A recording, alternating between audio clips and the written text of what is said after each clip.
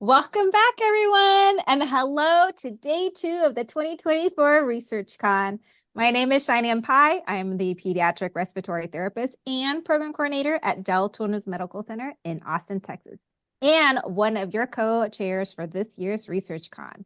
And we thank you all for that attended yesterday's session. We hope you will find them helpful, rich with information. We hope you will check out all the virtual learnings and network activities for today too, including roundtables, presentation on liver care, exercise, and reproductive health.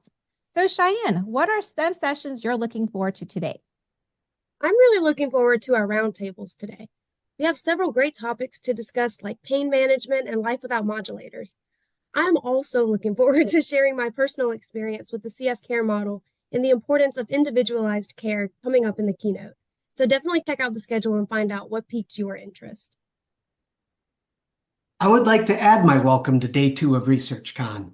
I'm Art Brace, and as one of the event co-chairs, we hope that you learned valuable information in the day 1 presentations and discussions.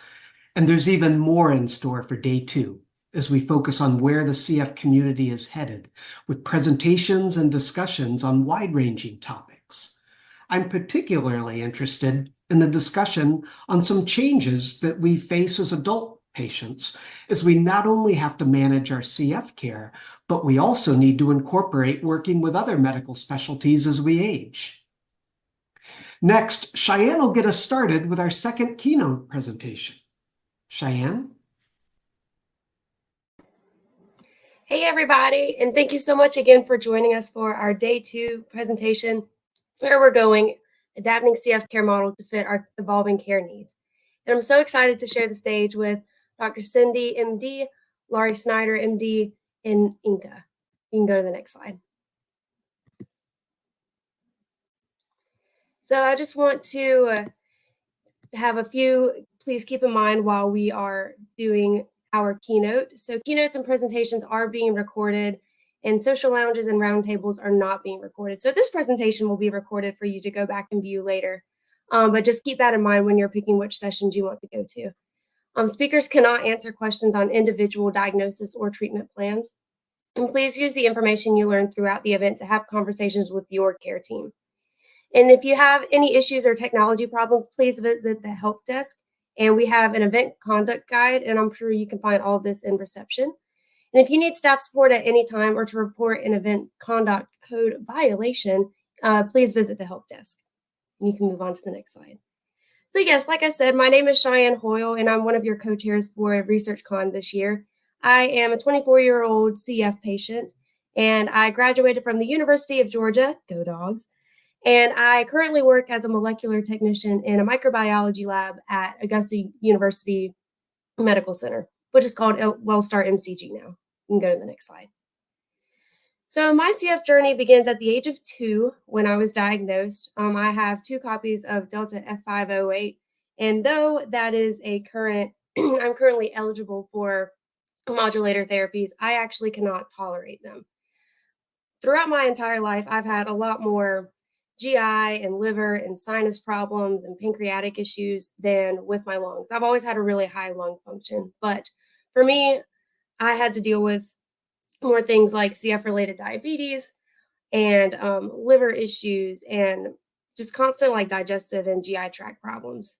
But that didn't stop me from always trying to further both my CF journey and the CF journeys of the next generation. So it was really important to me to always be a research study participant or a clinical trial patient whenever the opportunity presented itself. And that's actually how I was diagnosed with CF-related diabetes, was because of a study I was taking a part of. So definitely clinical trials has really been a big part of my CF journey, and it's something that I encourage everybody to do if given the opportunity. And that's why I've turned into an ambassador and an advocate. I am the ambassador mentor currently for the Georgia, South Carolina, and North Carolina chapter ambassadors, after being an ambassador myself a few years ago. And I'm also an advocate for the CF community and the chronic illness and disability community through pageantry. You can go to the next slide.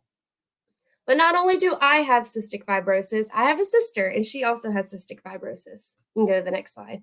It was actually how I was diagnosed with CF, because my sister was diagnosed when she was born, about 2 years after I was. So we have the same mutation. We both have 2 copies of the Delta F508 mutation, but we have completely opposite symptoms. I had more GI, pancreas, and GI tract issues. She had a lot of lung issues. She was actually headed for a lung transplant right around the time Trikafta came out.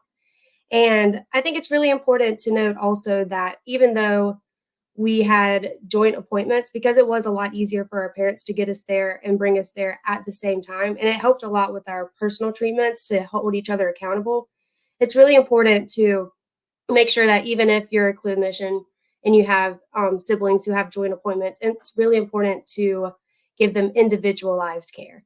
So if you can go to the next slide, I can show you why.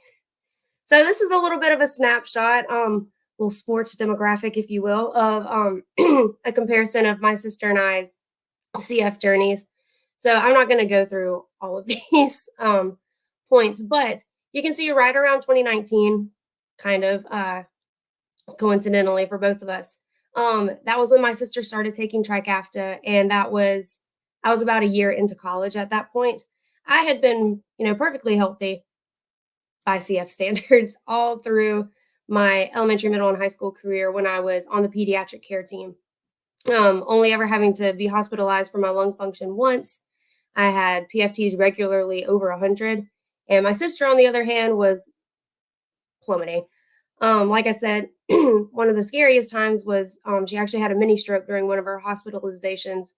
And a couple years after that, she was heading towards a lung transplant consultation. But the wonder drug of Trikafta, she started taking Trikafta and did a complete 180.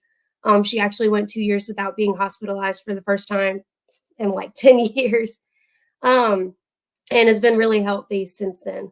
I, on the other hand, have developed a plethora of problems since 2019 and since being an adult, and just the effects of aging with cystic fibrosis, with liver enzymes, GI flare-ups. I lost a lot of weight unintentionally and was diagnosed with diabetes. So it's really important to focus on individual patients and not just, a blanket statistic, modulator tolerable, Hispanic, anything like that. It's really important that clinicians focus on the person that's sitting in front of them, the CF patient herself or himself. And with that, I'm going to throw it over to Cindy, who will tell you a little bit more about that. Thank you so much, Chyann, for sharing your story and sharing your journey. I'm really excited to be back at ResearchCon for, I think, the 3rd time now. This is a great time to share and learn from each other. I am the adult CF director at Indiana University and have been in CF care now for almost 15 years. Next slide, please. My disclosures are shown just for the purposes of the talk. I just want to point out that I am co-principal investigator for the HERO2 trial, which I'll be mentioning later. And I also conduct clinical research with Vertex Pharmaceuticals. Next slide, please. So I want to get started in thinking about where we're going in CF care by first acknowledging how far we've come. We could not do this without you. We're all part of the larger CF community. And if you look at this slide, you can see that between 2018 and 2022, we've had a large increase in the number of individuals who are eligible for modulators, from 60% to 90%. And if you look at those who are prescribed modulators, in 2018, less than 50% of individuals living with CF were prescribed modulators, and this has now increased to almost 80%. Going along with this, we have seen a dramatic increase in the overall lung health of individuals living with CF. So an 18-year-old in 2022 will achieve adulthood with a median lung function of 96%. That is unbelievable. And I don't think that we would have expected that even 20 years ago. And even by the time an individual reaches 30, their median lung function remains at 79%, which is really near the normal range and representative of only mild lung disease. And finally, when you look at survival, and I'm sure you all know this, but the median survival is going up year over year. When you compare 2002 to 2022, we've seen a 20-year increase in median survival. This is absolutely fabulous, and we're excited about that. Next slide. However, I think we need to continue to acknowledge and recognize how far we have to go. In the United States, 12% of the population is not currently eligible for modulators due to age or genetic mutations. And that is demonstrated by the blue line in the graphic on the left-hand side of the screen. You can see that the modulator eligibility sort of has these stair steps going up of eligibility. And as modulators become increasingly available to people at younger ages, we will see that 90% pushback even to earlier ages to 2 and younger. But you can see from the red line that amongst individuals eligible for modulator, there's a significant proportion of people who are not prescribed modulators. So by the time an individual reaches between the ages of 10 and 20, about 80% of individuals are on modulators. But you can see that at younger ages and at older ages, there's a drop off in the number of people who are on modulator therapy. Next slide, please. And I think we would be remiss if we didn't think about the global access to CF care broadly.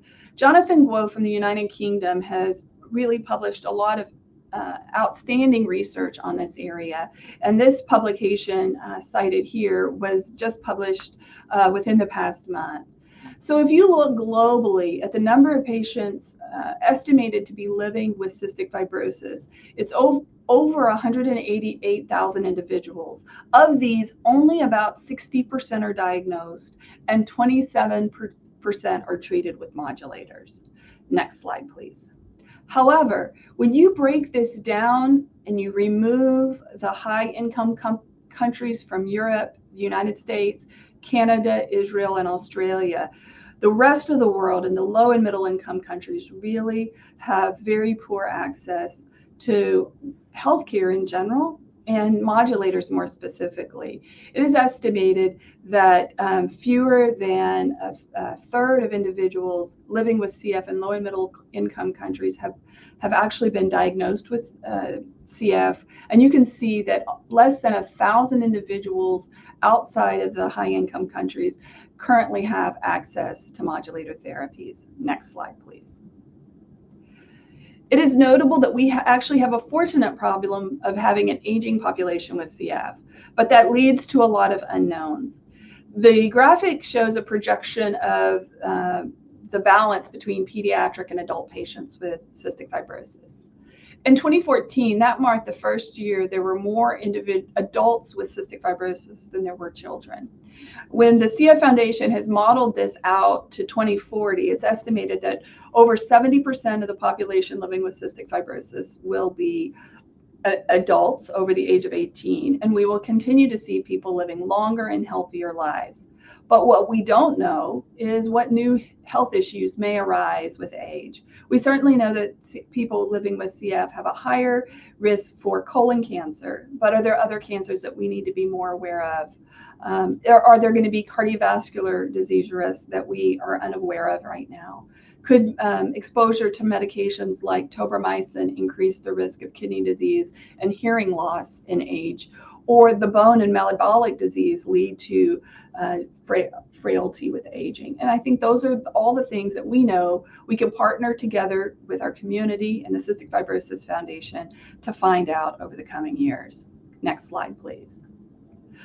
I don't know about you, but my magic crystal ball no longer is working very well. But I think we can join together and really think about what we want the future of CF care to look like. Next slide, please. I think one of the key things is thinking about what is the just right amount of care for individuals living with cystic fibrosis. And I will circle back to this at the end of this next 10 or 15 minutes to kind of hit on the care model of the future. But globally thinking, we think there's going to be groups of people who need the same care as always. People who are modulator ineligible, people who have advanced lung disease, and the newly diagnosed individuals, whether it's infants or adults being diagnosed with cystic fibrosis. On the other end of the spectrum, there may be individuals who have decreased healthcare needs. They have limited lung disease or no lung disease. They are not getting sick frequently. They're maintaining healthy body weight and don't have any comorbidities, and their mental health is good. And somewhere in the middle, we need to think about a flexible care model that's really sort of centered around shared decision making, which truthfully, all CF care should be centered around shared decision making. But perhaps we can flex up in times of need, flex down at other times, perhaps during a pregnancy or following a new diagnosis of something like CF-related diabetes. We can flex the model to meet the needs of the patient and their families. Next slide, please. I know I won't belabor this slide for very long because I know Dr. Clancy really took a deep dive into where we are currently. But for people who are modulator ineligible or modulator intolerant, just know that we are continuing to put research into bringing healthcare to everyone. And under the rubric of restoring CFTR protein, which is where modulators live, there is potentially a new modulator that might be approved later this year, and there are other research going on in this area. In the genetic therapy, there are a vast number of companies the CF Foundation is partnering with. This is just some of the examples in the CF pipeline, but know that the CF Foundation is continuing to have ongoing discussion with a variety of partners to try to bring genetic therapies to everyone. Next slide, please. The new modulator that's on the Skyline, which is the name of the phase 3 trials, is vanzacaftor, tezacaftor, idacaftor. From now on, I'm going to call this Vanza triple. This is another CFTR modulator from Vertex Pharmaceuticals, which has the benefit of being a once-a-day medication. The data shown here in these graphics are from the phase 2 trial, which was published last year. In this trial, individuals were randomized to receive the Vanza triple for 29 days versus placebo. And you can see at the highest dose, the average lung function improved by about 10%, and the average sweat chloride decreased by around 50 millimoles per liter. This led to pivotal phase 3 trials in people with one copy of an F508 mutation. Next slide, please. These data have not yet been published, but are available in press release on the Vertex website. And in the phase 3 trials, Vanza triple was compared to Trikafta directly over a period of 24 weeks. And in these trials, what we saw was that Vanza was non-inferior to Trikafta, and there was no difference in lung function between people receiving the Vanza triple versus individuals receiving Trikafta.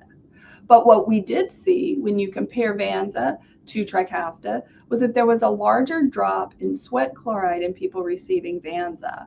On the graphic here, the percentage of individuals achieving a intermediate sweat chloride of less than 60 millimoles per liter was over 80% in the group receiving the Vanza triple.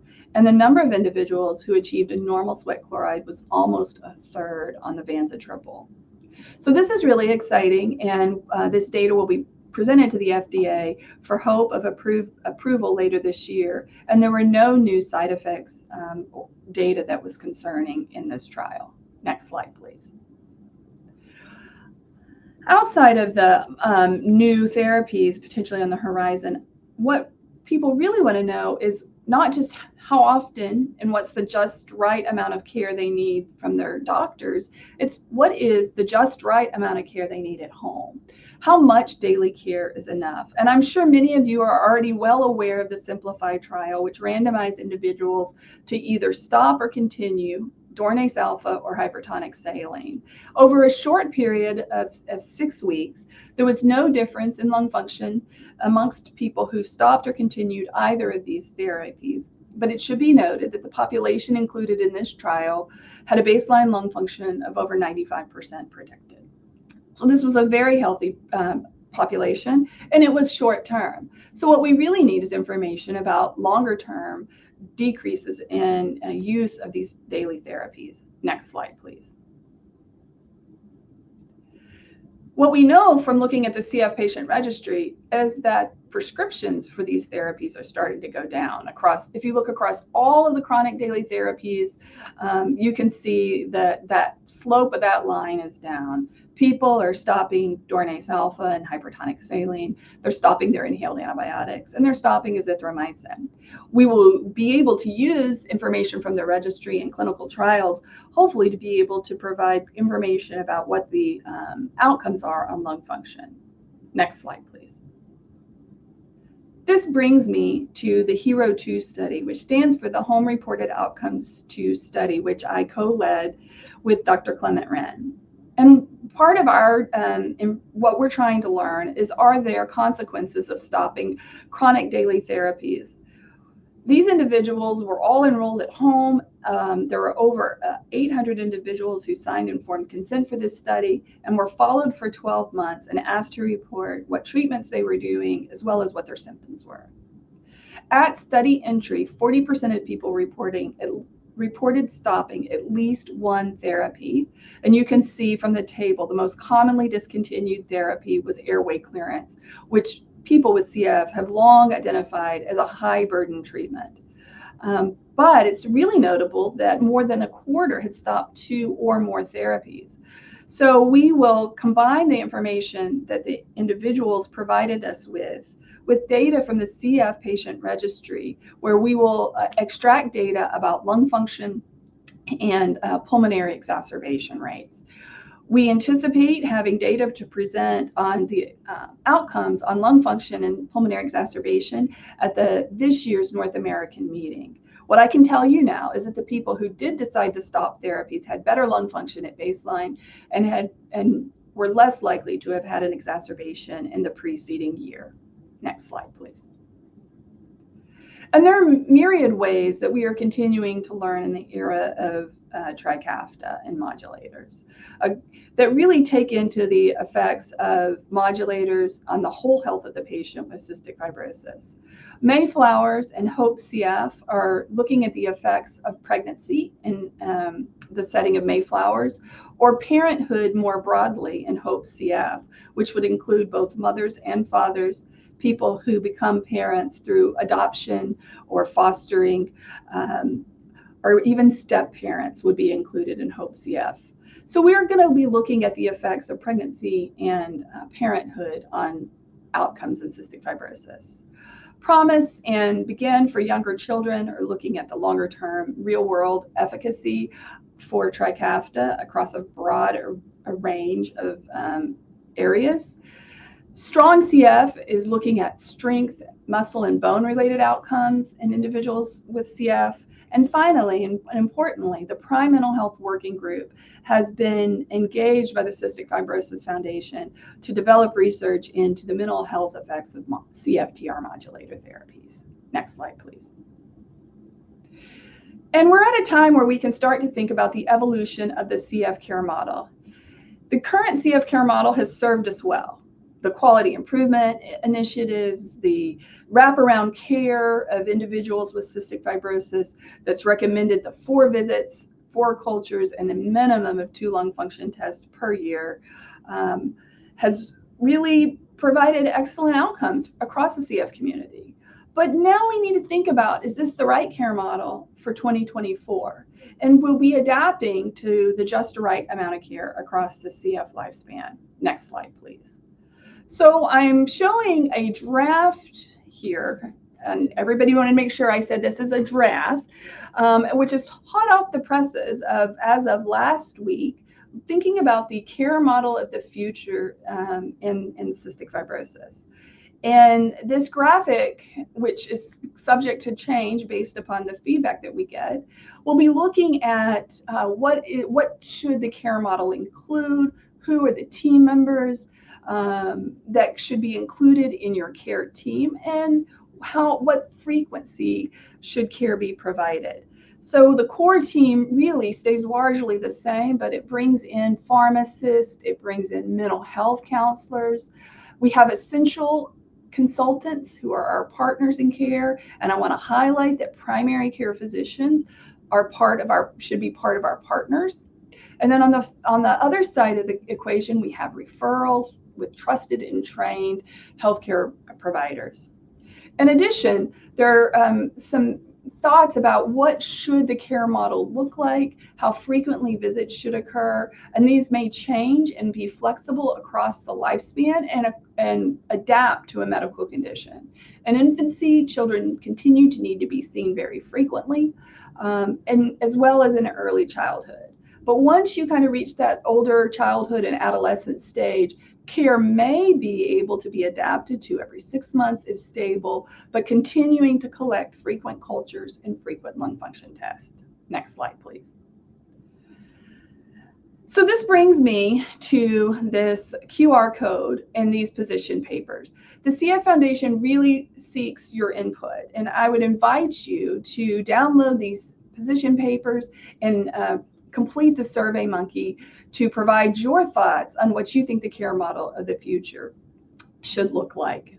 Next slide, please. In addition, the CF Foundation is always engaging with the community members. And last fall, the Adapting CF Care survey was sent out, and it was a very large survey that had a completion rate of almost 80% that did ask some of these essential questions about the value of in-person clinic visits and the relationship with your care team. I don't have time to go into this, the results of this, but Dr. Rebecca Brown and Linda Bowman will be at a roundtable later today to discuss these results. Next slide, please.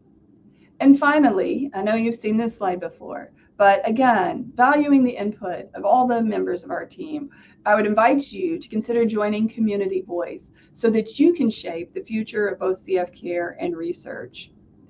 Next slide, please.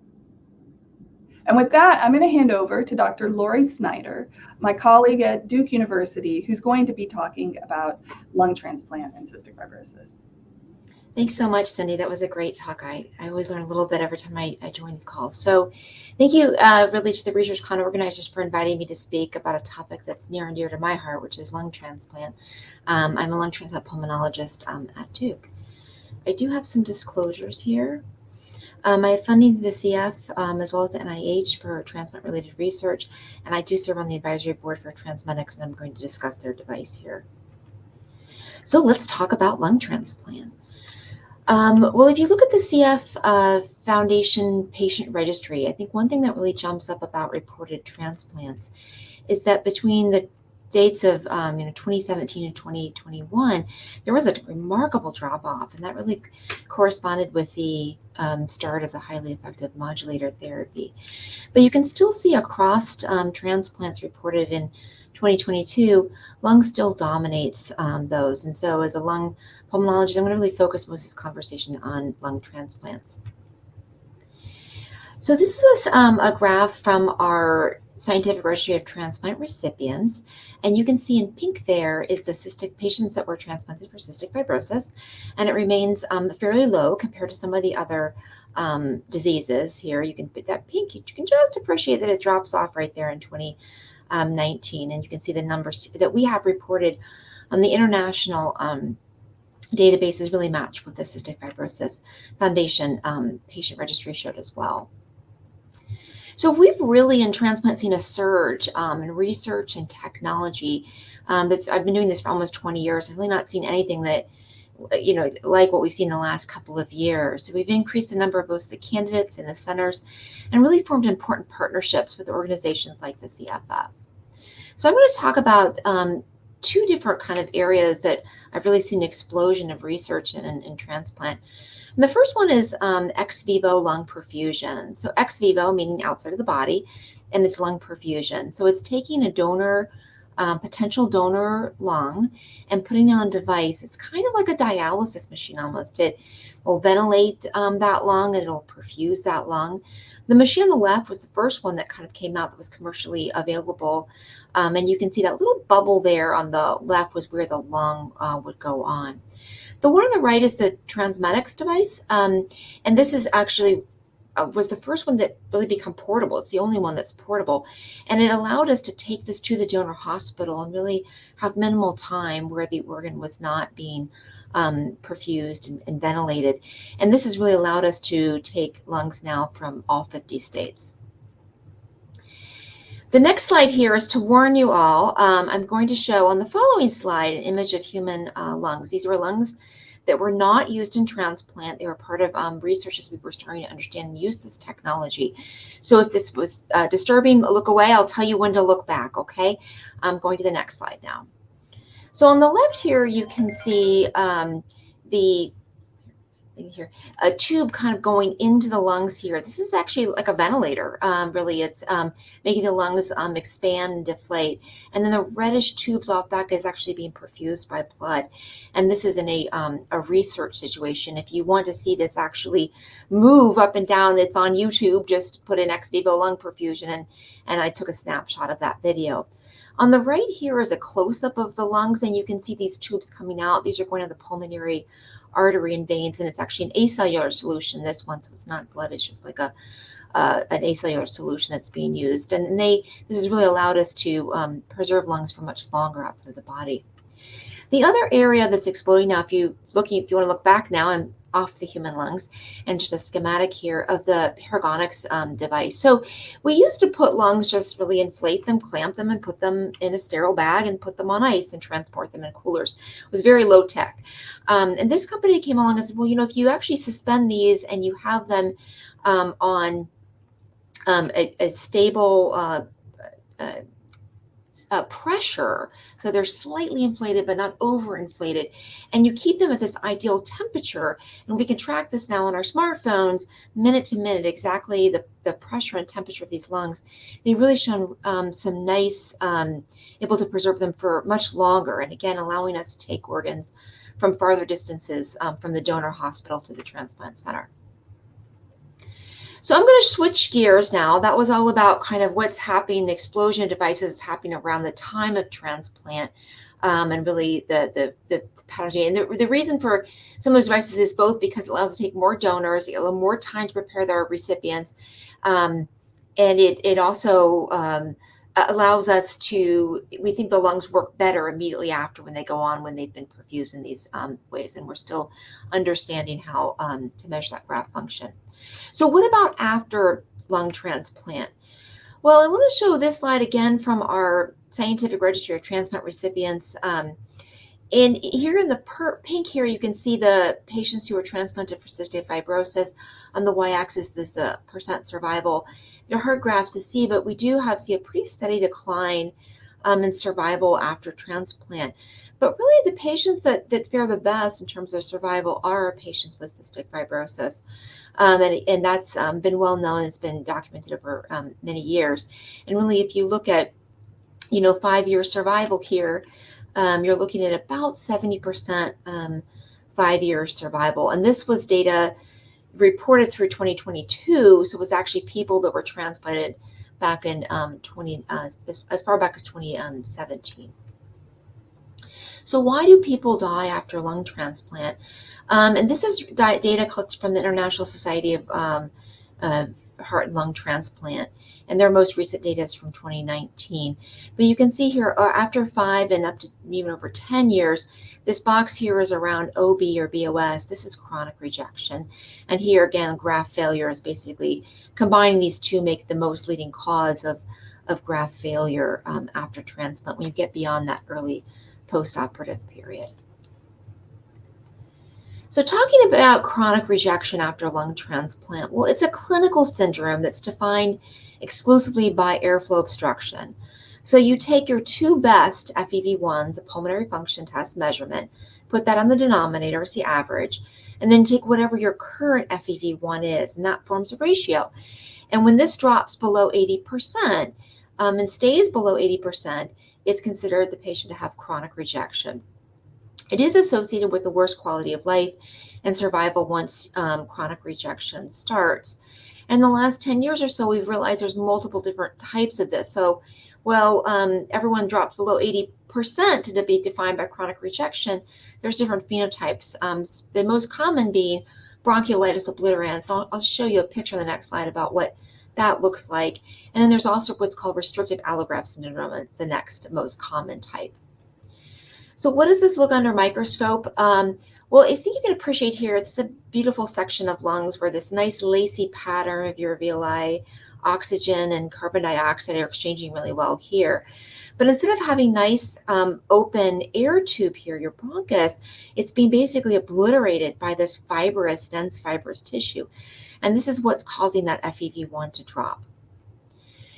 Restrictive allograft syndrome works entirely differently. So this is the edge of the lung here, and you can see just sort of pinkish, and sorry, this is a different magnification and the best picture I could find of it, but it basically brings in a fibrous tissue, and instead of having this nice lacy pattern here, you start having these thickened patterns. So the air tubes may be okay, but you have this thickening all throughout, and it's a restrictive process where the lung becomes more shrunken. So what about CF and chronic rejection? And I think what we can see here, and again, the CF is in purple, really follows exactly what the other lung diseases that lead to transplant. This pinkish one here is our retransplants. And it looks stair-step because the way this registry reports, it's by year. So it'll be flat for a year and then it drops, but it's pretty progressive, and there doesn't seem to be a difference in the rate of onset among patients who are transplanted for different lung diseases, with the exception of a retransplant. So what do we do for chronic rejection? Well, really the choice of therapy depends on a lot, from how long from the time of the onset, how fast are we progressing, how severe is the obstruction, and then a lot of patient factors. Are we dealing with infection? How hard is it for the patient to get back to the transplant center for repeated therapy if needed? Right now, what we have tools in our arsenal are azithromycin, which we actually use 3 times a week. With the first onset of decline of lung function, I'll start that. Some centers started immediately after transplant. That came from literature out of the discovered with cystic fibrosis patients that might cut down on inflammation. Extracorporeal photophoresis requires multiple sessions back to the transplant center. It's a therapy that's light therapy that's developed from the bone marrow transplant world and graft versus host disease that they see in the lungs, which looks a lot like our chronic rejection under histopathology.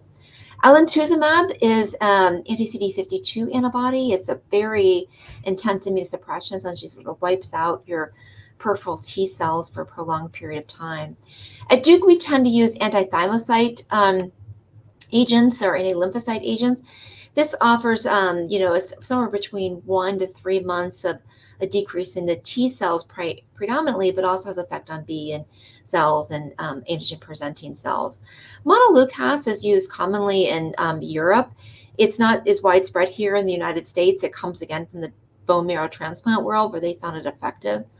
Sirolimus and everolimus are mTOR inhibitors that have an effect on fibroblasts and we think might slow some of the process, particularly in our restrictive allograft syndrome. Aerosolized cyclosporin has been bandied about now for over 10 years in some small studies, and a large trial just concluded, and we expect to see those results probably in the next 6 months. Retransplant is an option that we think about and discuss with patients typically early if we know that that's going to be something that they might be interested in. Sometimes antibodies can cause this kind of damage, and we look for those antibodies. And if we find them, we'll do more antibody-directed therapies that might hit your B cells or antibody specifics. But a big box, very intentionally, here is clinical trials. And this is really where I think the field has grown. I've seen more openings for clinical trials in this. So I was asked to speak, well, what's new in chronic rejection? What are researchers thinking about? And I decided to kind of hone in on 2 things, biomarkers and surrogate endpoints. And they do overlap a bit. So going back to this slide, this is all diagnosed by decline in lung function. But if I have a patient who starts with a very high lung function, they would have to lose a lot of FEV1 volume before they qualified for chronic rejection. Or if conversely, if I have a patient with never had very high lung function after transplant, they wouldn't have to lose very much before they hit that 80% threshold. So in some ways, the pulmonary function definition has always felt a little bit arbitrary. So we've been looking for other ways to define chronic rejection. Is there a surrogate endpoint or biomarker that we can use that either supplements our pulmonary function testing or actually even replaces it? And we've been really thinking about this both as the diagnosis of CLAD, but also as a prognostic potential.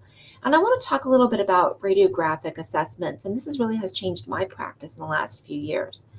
This is a large study that came out of Toronto, one of the largest lung transplant centers in the world. And they basically took the people at the time of CLAD onset, so they dropped by 20% at least, and defined them into 5 different groups here. I know this slide is small and hard to see, but the 2 green lines are the ones I talked about before. The restrictive airways here, and then the light green is what our BOS or BOS group is. But you can see there's a lot of people that don't fit into either of those categories, and they're kind of a mixed bag. It does seem like their restrictive allograft, does do worse in terms of survival from onset. And we've seen that on other studies too.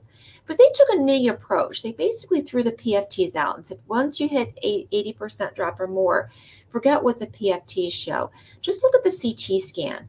And they found that very specific opacities that you can see in restrictive. And if you have those or not was what really defined whether or not your prognosis, basically. So if you had these RAS-like, these restrictive opacities, you had a much worse survival. And those that had opacities, but not in the pattern we would typically see with RAS, really behaved very similar to people who had clear lung fields. So the CT scan is one of the first things I get when I'm worried about CLAD or someone approaching CLAD. And I really tend to be more aggressive in those patients where I see these kind of lesions. So it's changed my practice. I want to mention some tissue markers here. This is a nice study that came out of UCLA. And I know it's a busy slide. I won't go through all the details of it, but basically the diffuse alveolar damage, organizing pneumonia here, lymphocytic bronchiolitis, and acute rejection are very specific patterns we see on the biopsy. So even before we see the drop in lung function, we might be able to tell a lot from just these biopsies that we're doing as part of surveillance biopsies. And they really showed people that developed these injury patterns, particularly later in that first year, saw a much higher risk of CLAD. And we're using this in one of our studies we'll be enrolling in shortly to start treating people with a drug we think might prevent the development of CLAD as soon as we see one of these injury patterns that is at least 30 days from transplant. So we want to treat them before they even develop CLAD. I'm not going to go through anymore in just the interest of time, but there is immune activation antibody specific cell types we're looking at in our bronchial lavage fluids. Those are from the fluid we get during the bronchoscopies, as well as circulating markers in the blood. And if you're interested in reading more about this, there's a really nice review that just was published in the last year in our transplantation journal that kind of really lays out everything that's been done so far in this field. So kind of finishing up with this slide, these biomarkers and surrogate endpoints that we're really thinking about to understand CLAD are really translating to early identification of risk factors. I think we'll move into early treatment. So I don't think we're going to be waiting so much for the chronic rejection to develop. We're going to be treating people who we know are at high risk for that. I want to move to just to touch on the broad research that's now going on in lung transplant. We have the first ever CTOT, the Clinical Trials and Organ Transplantation Study, that was initially supported by the NIH and then became additionally funded by the Cystic Fibrosis Foundation. We are kicking off an NIH study that involves 19 centers and 26 patients will be enrolled prior to transplant, really focusing on perioperative improvements. The Cystic Fibrosis Foundation is a supporting observational registry that I'll mention as well. And there's many pharmaceutical trials that are either open or are in the pipeline to be opened. So just to talk about CTOT, this was the first time that the NIH had supported a large multi-center trial just focused on lung transplant. They focused a lot of their work really on abdominal transplant, kidney and liver transplant, because that was more common. We enrolled in 5 North American centers. We enrolled over 800 patients very quickly in 2.5 years, enrolled them pre or early post-transplant to follow them for risk factors for CLAD and the development of this CLAD, chronic rejection. A little over 100 patients were enrolled that had cystic fibrosis. The funds for that only supported 5 years of work. And so in early discussions with the CF Foundation, they were generously supporting additional follow-up so we could have both longer follow-up for the development of CLAD, but also fund research proposals using these CTOT data samples and data. And there's going to be another request for applications coming out this summer to use this really incredible resource that's been developed. The Cystic Fibrosis Lung Transplant Consortium is also funded through the CF Foundation. Started with 10 centers, and they're listed there. Was so successful that in the competitive renewal in 2020, they allowed 5 more centers to join the consortium. So now we're up to 15 centers. And we cover everything from research, best practices, quality improvement. As of December here, we've enrolled 830 patients. About half have CF, half do not have CF. The patients can be pre-transplant with CF or after transplant who have been transplanted for CF. And we're following them with biomarkers and data collection. And you can see the numbers here, really an impressive number of blood and lung lavage samples have been collected. The other part of this consortium is to do really understand the connection between the Refer and CF program and the transplant center. There's a lot of feedback from patients that we weren't doing a good job really with communication or education. And so we started this in 2017. Duke participated. VCU was our partner site. And we learned a ton and really realized how much better we could do both in communication and education. Got a lot of feedback from patients about this. It was so successful that we were allowed to invite an additional up to 4 other CF centers to join us in this collaboration. We've also developed guidelines. These are available on the website here. I think they're going to put some of these into the chat and basically telling people a little bit more information about when to refer someone with cystic fibrosis, and also some care guidelines about after transplant. So with that, I'm going to turn it over to Inka. I'm delighted to introduce her, a recipient of both a lung and liver transplant. Hello, everyone. Thank you, Laurie, for handing it over to me. I will guide you through the last presentation of this closing keynote, the topic being, where are we going? CF care post-transplant. But first, let me introduce myself. My name is Inka Nisinbaum. I'm 45 years old. I'm a CF patient, and yes, I received a double lung and liver transplant in December of 2002. Next slide, please. Next slide, please. Thank you. I was diagnosed at birth. I grew up fairly healthy up until I reached the age of 23. At the age of 23, I received my transplant. I was transplanted in Hanover in Germany because, as you can probably hear, I'm not originally from the US. I was born and raised in Germany. But in 2009, me and my husband, we moved to the US, where I was first a patient of Barnes Jewish Hospital in St. Louis, Missouri, then a patient of UT Southwestern in Dallas, Texas, and am now a patient of UC Health in Denver, Colorado. Next slide, please. But let's get back to the topic of this presentation, CF care post-transplant, and the question of, do I even need a CF care team post-transplant? To be honest, I haven't seen a CF doctor since my transplant, since over 21 years.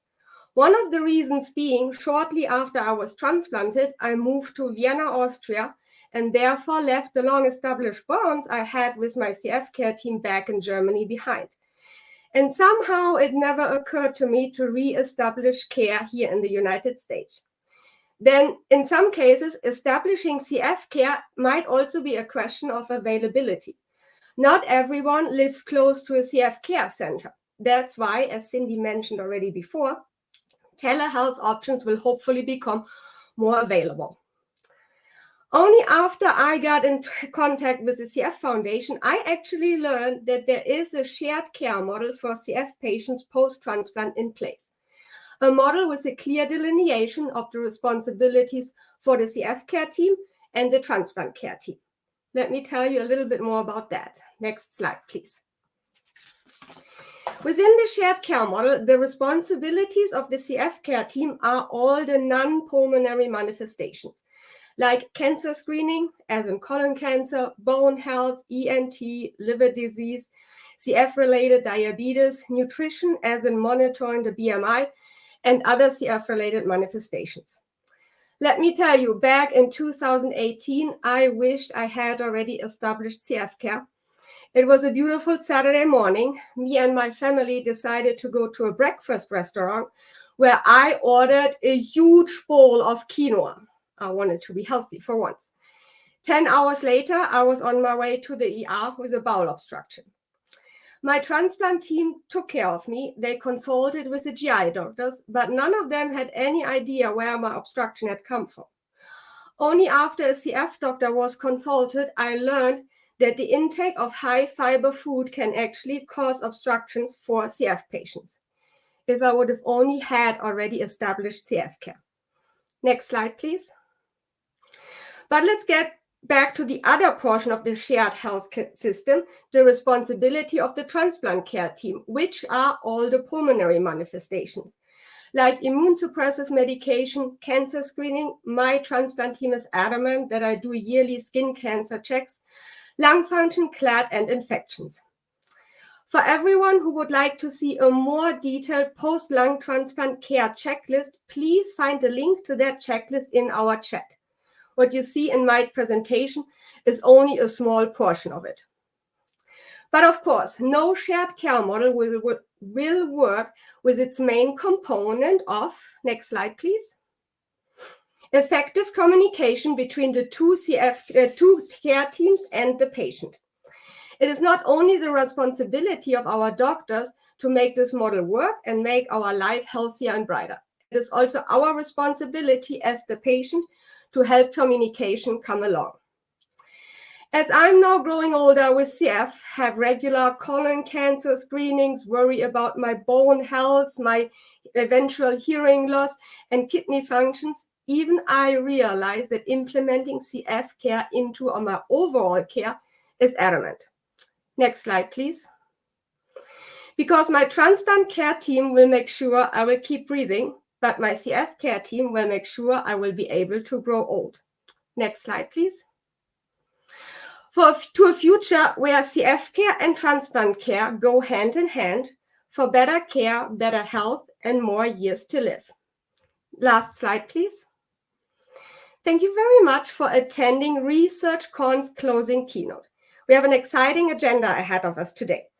But before you jump over to the next session, please fill out the satisfaction poll, which you can find in the poll tab on the right-hand side of your screen. After you fill out the satisfaction poll, you have the opportunity to either listen one of two presentations or join a roundtable discussion.